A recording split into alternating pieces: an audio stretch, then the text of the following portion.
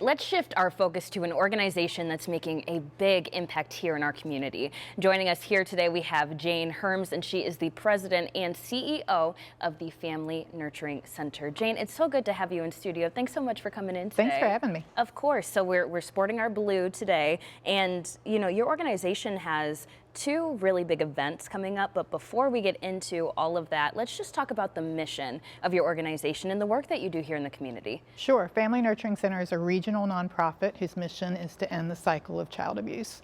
All of our prevention, education, and treatment services are working toward that vision of safe children, thriving families, and nurturing communities. Every year we serve more than 12,000 children and adults with a range of free services. That's incredible, and it's sad to hear that there is such a big issue with that, but you know, it's great to know that there are resources here in the community that are helping to combat that, and we have to talk about these events because not only are they going to be fun, but they are supporting the work that you all are doing. So let's start off here with the Blue Ribbon Ceremony, which is happening this Friday. And you told me this is the 20th year of this event. Tell us all about that. So it's our kickoff for Child Abuse Prevention Month, and it might seem odd that we have it at a car dealership. Tom Gill Chevrolet hosts the event every year, but it's really fitting because preventing child abuse is really not just the responsibility of an organization or social workers or teachers. It takes the whole community to get involved. So when Tom stepped up 20 years ago and offered to host it, it was a small gathering, and it's grown really to be, again, a community-wide call to action and an opportunity for everybody to get involved in this work. And you said it was a cold call too. It was. I never expected him to take the call, much less open up his dealership. We just asked if we could put some ribbons on his fence during the month of April, and he said, yes, but what else can I do? So that what else has grown over the years. Yeah, that community partnership is everything, really. Kind of like what you just said. It's not just on the people who are the boots on the ground dealing with the cases. It's also everyone kind of coming together and just talking about this issue too. And is there anything special that people can expect at the event this year? Well, we always have a wonderful speaker, and this year it's a foster parent who participated in our services. His child experienced some significant trauma and went through our services, so we're excited to hear him speak.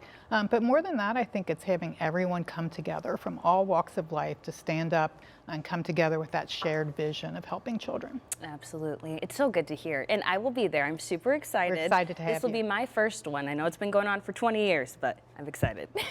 It'll be awesome. Now, also, this month is important too, just because it is Child Abuse Prevention Month. You know, tell me, what is the significance of really bringing light to that issue during this time? So April really is the time to call national attention to everyone's role in preventing child abuse.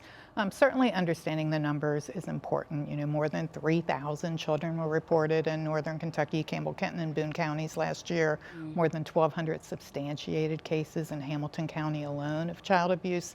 And those numbers matter. But I think more than that, it's bringing light to the issue itself. It's something we don't talk about, and perpetrators count on that abuse thrives on a culture of silence, and they depend on people being too ashamed or too afraid to speak about it. And so really bringing it out in the open is the cure for preventing child abuse.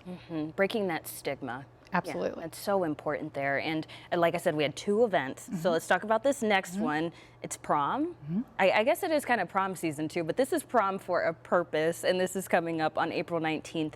What inspired this event? And do people really come out in their gowns? They do. Some do. Okay. So the prom is fun, and it really was born after COVID when we had to stop doing events for a few years, and we're doing virtual, and our co-chairs, who are both affiliated with Scripps, said we need to have some fun. We need to bring fun back. And so we ditched our formal gala and our traditional work and really focused on a prom for a purpose. And the purpose, of course, is helping support our programs and keeping them free for children and families who experienced abuse. But the prom itself is just really a great, fun night. Some people dress in their 80s prom stuff. Nice. Some people dress traditionally, and we have folks who just show up in typical cocktail gear too. Oh, okay. But So- it's just a really fun night with lots of dancing and partying for a purpose. And there is a special kind of entertainment this year too, right? We do. We have School of Rock performing this year, and we're super excited about that and thought it was really appropriate for an agency that supports children to feature some of our region's most talented local kids.